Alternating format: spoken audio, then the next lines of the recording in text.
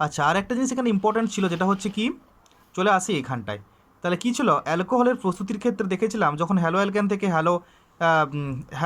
থেকে অ্যালকোহল তৈরি করছিলাম, এখানে বলছে যদি শুধুমাত্র KOH এর জলীয় দ্রবণ ব্যবহার করা হয় বা NaOH এর জলীয় দ্রবণ ব্যবহার করা হয়, তো এ বলছে শুধু হ্যালো অ্যালকেন থেকে শুধুমাত্র অ্যালকোহল পাবো না, তার সাথে সামান্য পরিমাণে সাইড প্রোডাক্ট রূপে অ্যালকিন পাবো। এবং ওই অ্যালকিনটা এই পদ্ধতিটা কিসের মধ্যে দিয়ে পাচ্ছি অ্যালকিনটা, না সেটা হচ্ছে গিয়ে অপনয়ন বিক্রিয়া বা এলিমিনেশন রিঅ্যাকশনের মধ্য দিয়ে সামান্য পরিমাণে সাইড প্রোডাক্ট রূপে অ্যালকিন পাবো। আর যদি বলা হয় এটা না ব্যবহার করে যদি এটা ব্যবহার করি, অর্থাৎ Ag2O এবং H2, অর্থাৎ আর্দ্র কি সিলভার অক্সাইডের যদি জলীয় দ্রবণ ব্যবহার করে থাকি, তাহলে কি উৎপন্ন হবে। তাহলে এটা যদি ব্যবহার করি, তাহলে বলছে শুধুমাত্র 100% আমরা কি এখানে পিওর অ্যালকোহলই পাচ্ছি, এখানে সাইড প্রোডাক্ট রূপে কোনো অ্যালকিন পাচ্ছি না। তাহলে বলো তো কোনটা বেশি ব্যবহার করা উচিত আমাদের, কোনটা অধিক শ্রেয়? তাহলে বলছে অবভিয়াসলি আর্দ্র সিলভার অক্সাইড ব্যবহার করা আমাদের কাছে অধিক শ্রেয়। ক্লিয়ার? এখানে কোনো সাইড প্রোডাক্ট পাচ্ছি না, এই হচ্ছে ব্যাপার। এখন নেক্সট চলে আসি অ্যালকিন থেকে। This is very important. কেন? দেখো, তাহলে অ্যালকিন থেকে যদি আমাদের অ্যালকোহল তাহলে তৈরি করবো কী করে? না, অ্যালকিন থেকে অ্যালকোহল তৈরি করতে গেলে 3-4টে প্রসেস রয়েছে। তার মধ্যে ফার্স্ট প্রসেস হচ্ছে কি, না অ্যালকিনের জলযোজন দ্বারা আমরা অ্যালকোহল তৈরি করতে পারি, যেটাকে ইংরাজিতে বলা হচ্ছে হাইড্রেশন রিয়েকশন। ওকে, হাইড্রেশন মানে হচ্ছে জল সংযোজন। তো এই পদ্ধতিটাকে আবার দুটোভাবে পাওয়া যায়, একটা বলছে পরোক্ষ পদ্ধতি আর একটা বলছে প্রত্যক্ষ পদ্ধতি। ওকে, তাহলে ফার্স্ট চলে আসছি পরোক্ষ পদ্ধতিতে কীভাবে পাওয়া যায়, এই হাইড্রেশনের মাধ্যমে বা জল যোজনের মাধ্যমে। তাহলে দেখো কি করেছে, মানে কারোর মধ্য দিয়ে একটা পাথ ফলো করে এটা কি অ্যালকোহল পাবো। তাহলে অ্যালকিন থেকে অ্যালকোহল অবশ্যই পাবো, পরোক্ষ পদ্ধতিও পাবো, প্রত্যক্ষ পদ্ধতিও পাবো। তো পরোক্ষ পদ্ধতিতে বলছে একটা স্টেপের মধ্য দিয়ে পরোক্ষভাবে পাবো। কি হয়, মনে কর একটা অ্যালকিন নিলাম, C ডবল বন্ড C একটা অ্যালকিন নিয়েছি, সেখানে যদি বলা হয় যে H2SO4 শীতল এবং গাঢ় সালফিউরিক অ্যাসিড সহযোগে বা সালফিউরিক অ্যাসিডের মধ্য দিয়ে যদি অ্যালকিনটাকে চালনা করি, তাহলে বলছে কি এখানে কি উৎপন্ন হয়, না এইটাকে মনে মনে ভেঙে নাও, H2SO4 সমান হচ্ছে কি H plus plus HSO4 minus. তাই দেখতে পাচ্ছি এই বন্ডটাকে ভেঙে করে দুদিকে দুটো জিনিস ঢুকে যাচ্ছে। তাহলে একদিকে হাইড্রোজেন আর একদিকে হচ্ছে গিয়ে HSO4, অর্থাৎ সেটাকে সাজিয়ে করে কীভাবে লিখেছি, OSO3H। দেখো HSO4টাই লিখেছি এরকম সাজিয়ে করে। তো দেখতে পাচ্ছি তখন সিঙ্গেল বন্ড হয়ে গেছে। তাহলে কি হয়েছে, বন্ড ডিসোসিয়েট করে সেখানে ভেঙে গেছে। দেখতে পাচ্ছি এখানে একটা H আর এখানে হচ্ছে OSO3H গ্রুপটা ঢুকেছে। এখন বলছে এখানে যদি আমার জল যোজন করি, অর্থাৎ কি হাইড্রেশন করি, অর্থাৎ জলকে এখানে ঢুকাই এবং হালকা অ্যামাউন্ট অফ হিট প্রদান করি, তাহলে কি উৎপন্ন হয়, দেখতে পাচ্ছি এই SO3H গ্রুপটা পুরোপুরি প্রতিস্থাপিত হয়ে যাবে কার দ্বারা, এখানে যে H প্লাস রয়েছে সেই হাইড্রোজেনকে এখানে প্রতিস্থাপিত করে দেবে। তাই দেখতে পাচ্ছি কি OH ফর্ম হয়ে গেল, OH প্রডিউসড হয়ে গেছে, বোঝা গেছে। আর এখানকার SO3H আর এখানকার অবশিষ্ট যা ছিল ওরা মিলে করে কি ফর্ম করলো, H2SO4 সাইড প্রোডাক্ট তৈরি করেছে। এখন চলে আসছে একটা এক্সাম্পল দিলে ক্লিয়ার হয়ে যাবে। CH2 ডবল বন্ড CH2 একটা অ্যালকিন, এখানে যদি H2SO4 দেওয়া হয় তাহলে কি উৎপন্ন কি হবে, তাহলে আলটিমেটলি কি পাওয়া যাবে, CH2 ছিল, সিঙ্গেল বন্ড CH2 ছিল, এখানে কে ঢুকলো হাইড্রোজেন, আর এখানে OSO3H, আর এখানে যদি জল যোজন করা হয় H2 এবং হিট দেওয়া হয়, তাহলে কি হবে, এটা ছিল CH3 আর এটা এর জায়গায় কে আসবে, H চলে আসবে, তাহলে CH2OH বোঝা গেছে, প্লাস H2SO4 সাইড প্রোডাক্ট হয়েছে। এখন চলে আসছি আর একটা এক্সাম্পল, মনে করো propene CH3 single bond CH double bond CH2, তাহলে এটাও একটা দেখতে পাচ্ছি অ্যালকিন। তবে অ্যালকিনটা কীরকম অ্যালকিন বলো তো, অপ্রতিসম অ্যালকিন না, দুদিকে অসমানভাবে রয়েছে, ডবল বন্ডে দুদিকে অসমান রয়েছে। তাহলে অপ্রতিসম অ্যালকিনের ক্ষেত্রে কী হবে, আগেরটা দেখলাম প্রতিসম অ্যালকিন কোনো অসুবিধা হয়নি, সুন্দর জল যোগ করতে পারলাম। এখানে হচ্ছে অপ্রতিসম অ্যালকিন, মনে করো প্রোপিন নিয়েছি, তাহলে এর ক্ষেত্রে কি নিয়ম ফলো করছে, না এতে যদি H2SO4 অ্যাড করি তাহলে কি দেখা যায়, না এখানে মার্কোনিকফ নিয়ম অনুসারে হয়। এটা আগের ক্লাসে পড়েছি, মার্কোনিক অফ সংযোজন রুল ফলো করে। কি বলেছিলাম মার্কোনিক নিয়ম, না যেখানে বলছে বেশি ডবল বন্ডে যেখানে বেশি সংখ্যক হাইড্রোজেন থাকে সেইখানে হাইড্রোজেন গ্রুপটি যুক্ত হয়।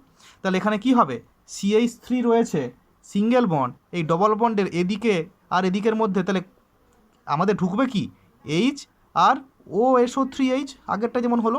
বলছে এইচটা কোথায় ঢুকবে, না এইচটা বলছে মার্কোনিয়ম নিয়ম বলেছিল যেখানে বেশি সংখ্যক হাইড্রোজেন থাকে ডবল বন্ডের, এখানে একটা আছে এখানে দুটো আছে, তাহলে এইচটা এইখানে ঢুকবে। আর তাহলে SO3Hটা কোথায় ঢুকবে, এখানে ঢুকবে। তাহলে এটা বন্ডটা ভেঙে গেল। তাহলে CH3 সিঙ্গেল বন্ড সি এখানে ঢুকলো, তাহলে কে OSO3H, আর এখানে সিঙ্গেল বন্ড CH2 ছিল, এই হাইড্রোজেনটিকে হয়ে গেল CH3, ঠিক আগেরটার মতো। শুধু এখানে একটা জিনিস মনে রাখতে হবে, কীভাবে এডিশন হবে, এইচ কোথায় যাবে, SO3H কোথায় যাবে, না বলছে এইচ অবভিয়াসলি যেখানে বেশি সংখ্যক হাইড্রোজেন থাকবে সেখানে এইচ যাবে অ্যাকর্ডিং টু দ্য মার্কোনিকভ রুল। ওকে, বোঝা গেছে। আর এখানে তো তারপরে কিছু ব্যাপার নয়, এখানে যদি তারপরে জল যোগ করা হয় দিয়ে হিট দেওয়া হয় তাহলে এখানটা কী হয়ে যাবে, এইচ ঢুকে যাবে। তাহলে কী পেলাম আলটিমেটলি, CH3C CH3 এখানে চলে আসছে OH। ক্লিয়ার, তাহলে এটা একটা অ্যালকোহল পেলাম, হয়েছে। প্লাস এখানে তাহলে সাইড প্রোডাক্ট কী পাওয়া যাবে, H2SO4, তাহলে এখানে আমরা অ্যালকোহলটা রেডি করতে পারলাম। তাহলে দেখো দেখি, এই যে এই পদ্ধতিতে প্রাইমারি অ্যালকোহল হিসাবে একমাত্র তাহলে আগেরটা যেটা পেলাম কি, প্রতিসম যে অ্যালকিনটা পেয়েছিলাম এবং সেখান থেকে যে অ্যালকোহলটা পেয়েছিলাম কি ইথাইল অ্যালকোহল, এই ইথাইল অ্যালকোহলটাকে আমরা কিন্তু দেখতে পাচ্ছি কি এটা 1 ডিগ্রি অ্যালকোহল, তাই না। তাহলে বলছে এই পদ্ধতিতে প্রাইমারি অ্যালকোহল হিসেবে একমাত্র ইথাইল অ্যালকোহল প্রস্তুত করা গেল 1 ডিগ্রি, কিন্তু বাকি এর থেকে যখন বেশি সংখ্যক কার্বন সংখ্যা বিশিষ্ট আমরা অ্যালকিন ব্যবহার করছি, আগেরটায় 2 কার্বন বিশিষ্ট ছিল, এখানে 3 কার্বন, পরে 4 কার্বন, 5 কার্বন, যাই ব্যবহার করি না কেন, এখানে কিন্তু এখান থেকে প্রাপ্ত অ্যালকোহলটা কিন্তু আর আমরা 1 ডিগ্রি অ্যালকোহল পেলাম না। এগুলো কত পেতে পারি, হয় 2 ডিগ্রি বা 3 ডিগ্রি পেতে পারি। যখন আরও বড় বড় উচ্চতর অ্যালকিন গ্রুপের ক্ষেত্রে এই বিক্রিয়া ঘটাবো তখন কিন্তু আরও 2 ডিগ্রি বা 3 ডিগ্রি অ্যালকোহল পাবো, 1 ডিগ্রি অ্যালকোহল পাবো না। বোঝা গেছে ব্যাপারটা, এটা 2 ডিগ্রি না, এই কার্বনের সাথে একটা কার্বন, দুটো কার্বন যুক্ত আছে, তাহলে 2 ডিগ্রি অ্যালকোহল। বোঝা গেছে, ওকে। তাহলে স্যার এটা তাহলে কী পেলাম, যে পরোক্ষ পদ্ধতিতে আমরা অ্যালকোহল প্রস্তুত করতে পেলাম। 2 নম্বর কী বলেছিলাম, প্রত্যক্ষ পদ্ধতি। তাহলে প্রত্যক্ষ পদ্ধতিতে অ্যালকোহল কীভাবে প্রস্তুত করব জানতে হবে। না এখানে বলছে মনে করো একটা এখানেও তাহলে অ্যালকিন, তাহলে CH3 সিঙ্গেল বন্ড সি, এখানে মনে করো CH3 ডবল বন্ড CH2, তো এটা কি, এটা তাহলে অপ্রতিসম অ্যালকিন, তাই না। তাই অপ্রতিসম অ্যালকিন, এটার নাম কি বলো তো, যদি 1 নম্বর হয়, 2 নম্বর, 3 নম্বর, তাহলে কি 2 মিথাইল কি প্রোপিন, এটা গ্যাপ হবে না, 2 মিথাইল প্রোপিন, অ্যালকিন, যেহেতু অ্যালকিন তাহলে প্রোপিন, তাহলে 2 মিথাইল প্রোপিন থেকে কী হবে আমরা অ্যালকোহল তৈরি করব। তাহলে বলছে ডিরেক্টলি প্রত্যক্ষ পদ্ধতি তৈরি করা যায়, কীভাবে, না এখানে বলছে ডিরেক্টলি জল যোগ করা যায়। আগেরটাই বলেছিলাম কি H2SO4 এর মধ্য দিয়ে জল যোগ করেছিলাম, আর এখানে বলছে ডিরেক্টলি জলযোজন করা হয় বা হাইড্রেশন করা হয়ে থাকে। ওকে, জলটা লিখতে পারে HOH ভাবে লেখা যায়। তাহলে বলছে এখানে কি লাগে, তাহলে না এখানে লাগে গাঢ় H2SO4, এবং এখানে জলের যে যোজন বা সংযোজন হয় কোন রুল ফলো করে, সেই একই মার্কোনিকভ রুল ফলো করে, অর্থাৎ সেইভাবে সংযোজন হয়। বোঝা গেছে। তাহলে এখানে কি হবে, না এখানে বলছে 2 মিথাইল প্রোপেনের ক্ষেত্রে যখন প্রত্যক্ষ পদ্ধতি ফলো করবে তখন দেখা যাচ্ছে কি ডিরেক্টলি HOH বা H2 ওর সংযোজন ঘটে, অর্থাৎ একদিকে ডবল বন্ডের একদিকে H আর একদিকে OH ঢুকবে। এটা কোন রুলে ঢুকবে, না সেই একই রকম মার্কোনিকভ রুলে ঘটে থাকবে। এবং এখানে এই যে গাঢ় H2SO4টা লিখছি, এই গাঢ় H2SO4টা কী রূপে কাজ করছে, না গাঢ় H2SO4টা এখানে হচ্ছে গিয়ে অনুঘটক হিসেবে কাজ করে থাকে। বোঝা গেছে। তাহলে এখানে অনুঘটক হিসাবে H2SO4 কাজ করে। তাহলে আলটিমেটলি প্রোডাক্টটা কী পাবো, CH3 সিঙ্গেল বন্ড সি, এখানে CH3 ছিল, এখানে সিঙ্গেল বন্ড হয়ে গেল, CH2 ছিল, তাহলে কোথায় হাইড্রোজেন কোথায় ঢুকবে, যেখানে বেশি সংখ্যক হাইড্রোজেন থাকে, তাহলে এখানকার এবং এখানকার মধ্যে এখানে বেশি সংখ্যক হাইড্রোজেন আছে, তাহলে এখানে হাইড্রোজেন ঢুকলো CH3, আর এখানে তাহলে কী হয়ে যাবে, OH হয়ে গেল, তাহলে এটাও অ্যালকোহল তৈরি হয়ে গেল। বোঝা গেল ব্যাপারটা, ওকে। আচ্ছা, এখন যেটা শুরু করব নেক্সট সেটা হচ্ছে কি অ্যালকিন। সেই অ্যালকিন যেমন আগের ক্ষেত্রে পড়লাম, অ্যালকিন থেকে ডিরেক্টলি করেছিলাম। এখন বলছে অ্যালকিন থেকে অ্যালকিনের হাইড্রোবোরেশন জারণ দ্বারা, নামটা কি বলছে, অ্যালকিনের হাইড্রোবোরেশন জারণ দ্বারা, অ্যালকিনের হাইড্রোবোরেশন জারণ দ্বারা তৈরি করা হয়। তাহলে কি বলছে হাইড্রোবোরেশন জিনিসটা কি, তাহলে জানতে হবে। না হাইড্রোবোরেশন টার্মটা এসছে কোথা থেকে, না বলছে অ্যালকিনের সাথে কার রিয়েকশান করানো হয়, না ডাইবোরেন। তাহলে আগে জানতে হবে ডাইবোরেন কাকে বলে। তাহলে ডাইবোরেন জিনিসটা কাকে বলা হয়, না B2H6কে বলা হচ্ছে ডাইবোরেন। ওকে, তাহলে BH3 এখানে কি ডাইমার রূপে থাকে, BH3 ডবল থাকে B2H6, তো একে বলা হচ্ছে ডাইবোরেন। তো দেখাচ্ছে এই ডাইবোরেনের সাথে অ্যালকিনের রিয়েকশান হলে যে ব্যাপারটা ঘটে থাকে ওকে বলা আছে অ্যালকিনের ডাইহাইড্রোবোরেশন জারণ। ওকে, তাহলে চলে আসি এখন থিওরিতে। কি বলেছে, মনে করো একটা অ্যালকিন নিয়েছি যেখানে আর গ্রুপ রয়েছে, RCH ডবল বন্ড CH2, মানে এটা অ্যালকিন, অপ্রতিসম অ্যালকিন। এখন কত মোলস নিয়েছি, 3 মোলস লাগে। বলছে এখানে যদি ডাইবোরেন ইউজ করা হয় অর্থাৎ B2H6 বিক্রিয়া করে, তাহলে বলছে কি B2H6 এর বিক্রিয়ায় যে জিনিসটা উৎপন্ন হয় এটা একটা কমপ্লেক্স ফর্মেশন হয়। এই কমপ্লেক্সটা যেটা ফর্ম হলো ওকে যদি H2O2 বা হাইড্রোজেন পার অক্সাইড সহযোগে ক্ষারীয় মাধ্যমে অর্থাৎ NaOH, যেটা কী জানি আমরা ক্ষার, তাহলে বলছি H2O2 দ্বারা জারিত করা হয়। এটা কীরকম H2O2 না, বলছে অবভিয়াসলি NaOH দ্রবণের মধ্যে রয়েছে মানে কি ক্ষারীয় H2O2, তাহলে ক্ষারীয় H2O2 দ্বারা যদি জারিত করা হয় তাহলে যেটা পাচ্ছি সেটা পাচ্ছি অ্যালকোহল। কত মোল পাবো, যেহেতু 3 মোল নিয়ে শুরু করেছি 3 মোলস অফ অ্যালকোহল পেয়ে যাচ্ছি। ওকে, তাহলে সমগ্র প্রক্রিয়াটা কিভাবে হচ্ছে এটা আমাদের জানতে হবে, তাই না? তাহলে সমগ্র প্রক্রিয়াটা একটা স্টেটের মধ্য দিয়ে হচ্ছে, মাঝখানে ট্রানজিশন স্টেট রয়েছে বলতে পারে, এই স্টেটের মধ্য দিয়ে বিক্রিয়াটা হচ্ছে। তো এই স্টেটটা কীরকম হয় না, বলছে 3 মোলস যেহেতু অ্যালকিন নিয়ে শুরু করেছি, এখানে বি আর এইচ এখানে প্রবেশ করে। কেমন, এই ডবল বন্ডটা তুলে দেয় এবং দেখতে পাচ্ছি এখানে একটা হাইড্রোজেন ঢুকে, একটা ট্রানজিশন স্টেট কি হয় দেখো, 3 moles of RCH double bond CH2 ছিল, এখানে ঢুকবে কে বি আর এইচ ঢুকবে। দেখো কীরকম ঢুকেছে, অ্যাকচুয়ালি এখানে কি ছিল, BH3 ছিল না, BH3টা ডায়মা রূপে থাকলে B2H6 থাকে। যদি BH3কেই ধরে নেওয়া যায় তাহলে দেখো 3 মোলস ছিল, তাই দেখো RCH ডবল বন্ড CH2 ছিল, তাহলে হয়ে যাচ্ছে কি 3টে হাইড্রোজেন ঢুকে গেছে, তাহলে হয়ে গেছে কি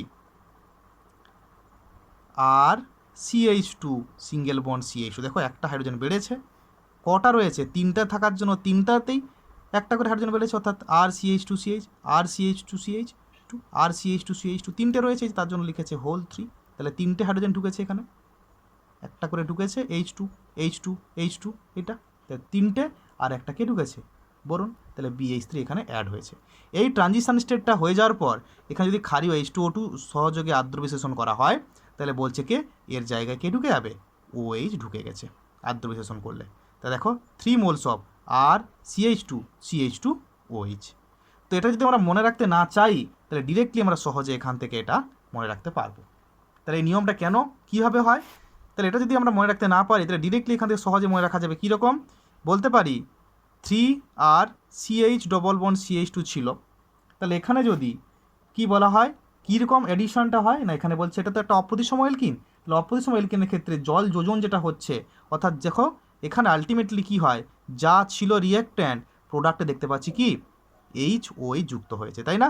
3 moles of RCH double bond CH2 ছিল, হয়ে গেছে কি এখানে একটা CH2 হয়েছে, দেখো CH2 হয়েছে মানে একটা হাইড্রোজেন বেড়েছে আর একটা OH বেড়েছে, তাহলে H আর OH বেড়েছে মানে কি জল যুক্ত হয়েছে।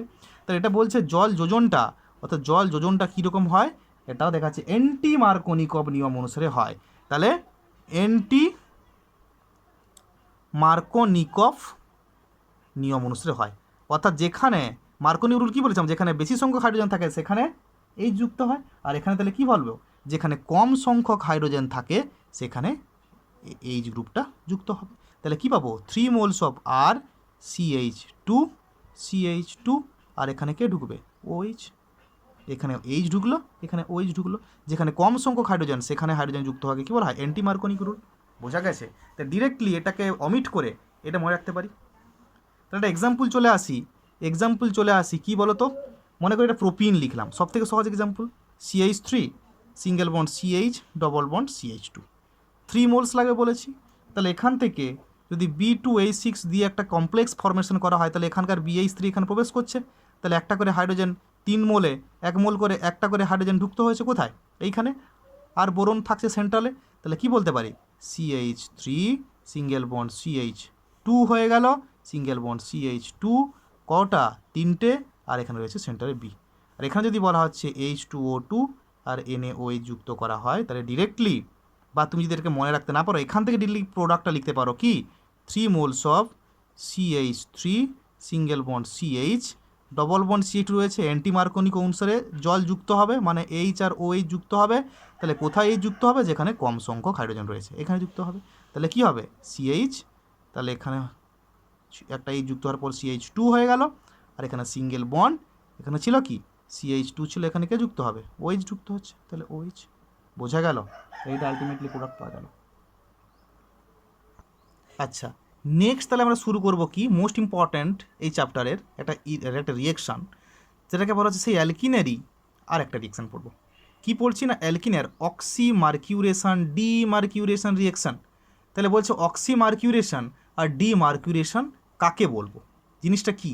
তাহলে বলছে একটা রিয়েকশানের মধ্যে একবার অক্সি মার্কিউরেশন আর একবার ডি মার্কিউরেশন, দুটো ধাপ একসাথে সম্ভব হচ্ছে। কী রকম না, এই রিয়েকশানটা হতে গেলে একটা মোস্ট ইম্পর্ট্যান্ট দ্রাবক লাগছে এখানে, যেটাকে বলা হচ্ছে THF। THF এটা করছে কি, এটার নাম হচ্ছে কি টেট্রা হাইড্রোফিউরান। টেট্রা হাইড্রোফিউরান। আরেকটা জিনিস লাগছে এখানে মোস্ট ইম্পর্ট্যান্ট, যেটাকে বলছে মার্কিউরিক অ্যাসিটেড মার্কিউরিক অ্যাসিটেড লাগছে, যেটার সংকেত হচ্ছে HgOCOCH3 এর হোল 2। তো বলছে এই দুটোকে কাজে লাগিয়ে আমরা কি তৈরি করতে পারি না, অ্যালকোহল ফর্ম করতে পারি। কী রকম? তাহলে বলছে অ্যালকিন অবভিয়াসলি থাকবে, মনে করো একটা অ্যালকিন আর CH ডবল বন্ড CH2। তো বলছে এই অ্যালকিনে যদি বললাম কি মার্কিউরিক অ্যাসিডের লবণ অর্থাৎ HgOCOCH3 এর হোল 2 লবণটাকে যদি আমরা অ্যাড করি এবং পরবর্তীকালে যদি জল যোজন করি এবং কিসের সংস্পর্শে? THF দ্রাবকের সংস্পর্শে। কি বললাম? তাহলে এই অ্যালকিনটিকে যদি বলা হয় মার্কিউরিক অ্যাসিডের সহযোগে জল যোজনের মধ্য দিয়ে কোন দ্রাবক না THF দ্রাবকের বা টেট্রাহাইড্রোফিউরানের উপস্থিতিতে যদি আমরা বিক্রিয়া ঘটাই, তাহলে কি উৎপন্ন হয় না, এখানে বলছে ভালো করে জিনিসটা দেখতে হবে। কি বলেছে এখানে ছিল এইটা, তাহলে হচ্ছে কি আর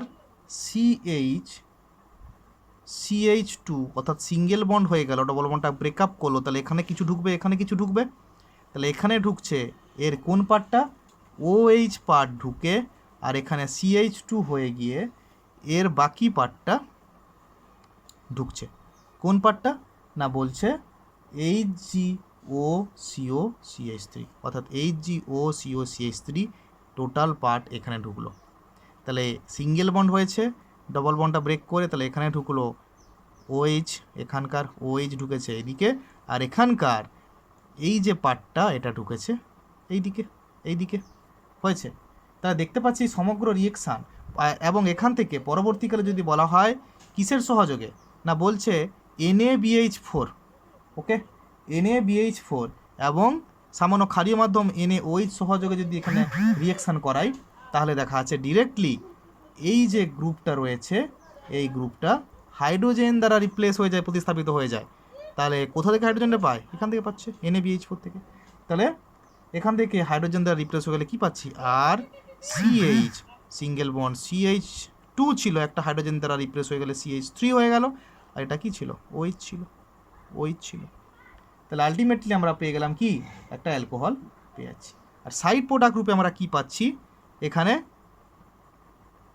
Hg, এখান থেকে Hg বেরিয়ে গেছে, Hg পেলাম সাইড প্রোডাক্ট। আরও সাইড প্রোডাক্ট কি পাচ্ছি? CH3COONA, অর্থাৎ এখানকার CH3COO মাইনাস ছিল আর এখানকার Na প্লাস মিলে করে কি উৎপন্ন করলো? CH3COONA, অর্থাৎ Hg আর এগুলো হচ্ছে সাইড প্রোডাক্ট তৈরি হলো। বোঝা গেছে ব্যাপারটা? তাহলে এটাকে তাহলে বলছে অক্সি মার্কিউরেশন ডিমার্কিউরেশন কেন বলা হয় না, এই রিয়েকশানটার ক্ষেত্রে প্রথমে যখন এই যে একটা মার্কিউরিক অ্যাসিডের যোগ করছি এবং THF দ্রবণের উপস্থিতিতে যোগ করছি, তখন দেখা যাচ্ছে কি যে এখানে OH গ্রুপ কি হচ্ছে? অ্যাডিশান হচ্ছে, তাই না? তাহলে এটাকে কি হচ্ছে? OH গ্রুপের সংযুক্তি ঘটছে, আর কি HgOCOCH3 গ্রুপের সংযুক্তি হচ্ছে, অর্থাৎ অ্যাডিশান হচ্ছে। তার জন্য এটাকে বলা হচ্ছে অক্সি মার্কিউরেশন। আর ডিমার্কিউরেশন কেন বলা হয়? তো তার ঠিক পরবর্তী ধাপে টোটাল HgOCH3 গ্রুপটা কিসের দ্বারা প্রতিস্থাপিত হয়েছে না একটা হাইড্রোজেন গ্রুপ দ্বারা প্রতিস্থাপিত হয়, তাই একে বলা হচ্ছে ডিমার্কিউরেশন। তাহলে একবার বলছি OH গ্রুপ CC ডবল বন্ডের একদিকে OH আর একদিকে HgOCOCH3 গ্রুপের সংযুক্তি হওয়ার ফলে কে বলা হচ্ছে সংযোজন, অক্সিমার্কিউরেশন। আর পরবর্তী ধাপে দেখতে পাচ্ছি কি না টোটাল HgOCO CH3 গ্রুপটাকে হাটিয়ে দিয়ে কে ঢুকে গেছে, একটা হাইড্রোজেন ঢুকে গিয়ে CH2 জায়গায় হয়ে গেছে CH3। এখানে হচ্ছে অ্যাডিশন, এটাকে বলা আছে প্রতিস্থাপন হচ্ছে এটাকে, এবং তার জন্য এটাকে নাম দিয়ে দিয়েছে কি ডিমার্কিউরেশন রিঅ্যাকশন। এবং সমগ্র বিক্রিয়া যদি আমরা অবজার্ভ করি এইখান থেকে এইখানে শর্টকাটে যদি মনে রাখার চেষ্টা করি আগের রিঅ্যাকশনটার মতো, তাহলে দেখো থেকে এখানে কী হয়েছে, এখানে মার্কোনিক অফ সংযোজনটাই হয়েছে। সহজে মনে রাখতে পারবো। এটা যদি মনে রাখতে, তাহলে আমাদের প্রোডাক্ট যদি ফরমেশন করতে বলে তো ডিরেক্টলি করতে পারি। দেখাও দেখি, আর CH ডবল বন্ড CH2 ছিল, এখানে মার্কোনিক অফ সংযোজন হয়ে গিয়ে কী হয়েছে, HOH যুক্ত হয়েছে, আর কিছুই নেই জল যোজন। তাহলে মার্কোনিক অফ রুল কী ছিল, আর যেখানে বলছে বেশি সংখ্যক হাইড্রোজেন সেখানে H ঢুকবে, তাহলে আলটিমেটলি দেখো সেটাই পেয়েছি। আর CH সিঙ্গেল বন্ড, এখানে H ঢুকেছে, আর যেখানে কম সংখ্যক হাইড্রোজেন সেখানে OH ঢুকবে, তাহলে এখানে OH ঢুকেছে। এটাই তো পেয়েছি আলটিমেটলি প্রোডাক্ট এখানে। তাহলে আমাদের চেক করে নিতে পারি রিঅ্যাকশন ঠিক হয়েছে কিনা, যদি মার্কোনিক রুল ফেলে দিয়ে এখানে যদি প্রোডাক্ট মিলে যায় তাহলে বলবো রিঅ্যাকশন ঠিক আছে। বোঝা গেছে? তাহলে একটা এক্সাম্পল চলে আসি দিয়ে আজকে শেষ করবো ক্লাস। এক্সাম্পল বলছে কি, মনে করো propene CH3 single bond CH double bond CH2। তাহলে ডিরেক্টলি তাহলে এখানে লিখে দিতে পারি, যদি HgOCO CH3 এর হোল 2, তারপরে দিয়েছিলাম THF, তারপরে দিয়েছিলাম জল, আর 2 নম্বর ধাপে কী দিয়েছিলাম NaBH4 এবং NaOH। তাহলে ডিরেক্টলি আমরা প্রোডাক্টটা লিখতে পারি মার্কোনিক অফ রুল ফলো করলে, যেটা হবে কি CH3 single bond CHOH single bond CH3 হয়েছে। মার্কোনিক অফ সংযোজন। তাহলে এতগুলো ধাপ আমাদের এই ধাপটা মনে রাখতে হচ্ছে না, সহজে ডিরেক্টলি আমরা এখান থেকে বলতে পারছি। মনে করো আর একটা রিঅ্যাকশান 2 নাম্বার, একটা সাইক্লিক স্ট্রাকচার নিয়েছি, সাইক্লিক স্ট্রাকচার 5 মেম্বারিং নিয়েছি, এইটা এখানে ডবল বন্ড, এখানে CH3। তাহলে এখানে যদি সেই একই জিনিস HgOCO CH3 এর হোল 2, সেই একই জিনিস THF H2O এলো দিই, তাহলে আলটিমেটলি এখানে কি হয়, এইটা ছিল, তাহলে এখানে ছিল CH3, তাই তো ডবল বন্ড ছিল, তাহলে এখানে সংযোজন হবে একদিকে HOH। কোথায় সংযোজন হবে ডবল বন্ডের, কোন দিকে OH কোন দিকে H সংযোজন হবে, যেখানে কম সংখ্যক হাইড্রোজেন রয়েছে সেখানে, যেখানে বেশি সংখ্যক হাইড্রোজেন রয়েছে সেখানে হাইড্রোজেন ঢুকবে। তাহলে এই পজিশনে এই কার্বন আর এই কার্বনের মধ্যে কোনখানে বেশি সংখ্যক হাইড্রোজেন রয়েছে, এখানে তো হাইড্রোজেন নেই, এখানে একটা বন্ড, এখানে একটা বন্ড, এখানে একটা বন্ড, এখানে একটা বন্ড, এখানে হাইড্রোজেন নেই, তাহলে হাইড্রোজেন এখানে একটা রয়েছে, তাহলে এখানে বেশি সংখ্যক হাইড্রোজেন রয়েছে, তাহলে এখানে এই যে H আর OH এর Hটা ঢুকতে হবে মার্কোনিক অফ রুল অনুসারে। তাহলে এখানে H ঢুকলো, আর এখানে তাহলে কে ঢুকলো, OH ঢুকলো। বোঝা গেছে? হয়েছে? তাহলে এটাই প্রোডাক্ট, মার্কোনিক অফ সংযোজন ঘটলো এখানেও। তাহলে মেন কথা কিছু নয়, ডবল বন্ডটা চেক করব, ডবল বন্ডের কোনখানে বেশি সংখ্যক হাইড্রোজেন রয়েছে সেখানে হাইড্রোজেন ঢুকবে, যেখানে কম সংখ্যক হাইড্রোজেন সেখানে OH গ্রুপ ঢুকবে, HOHটার সংযোজনটা। ওকে, ঠিক আছে, আজকে এটুকুই থাক, আমি ক্লাসটা আপলোড করছি। কোনো অসুবিধা হলে আমাকে তুমি গ্রুপে সবাই জানাবে। হয়েছে?